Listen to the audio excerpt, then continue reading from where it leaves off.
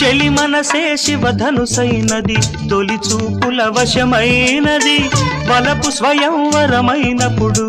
గెలువనిది ఏది ఒక బాణము ఒక భార్యన్నది శ్రీరాముని చిరయసమైనది శ్రీవారు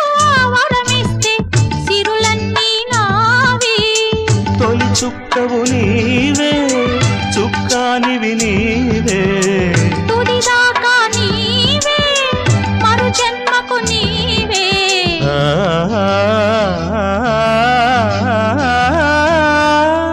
జానకి కలగనలేదు రాముని సతి కాగలనని ఏనాడు రాముడు అనుకోలేదు జానకి పతి కాగలనని ఆనాడు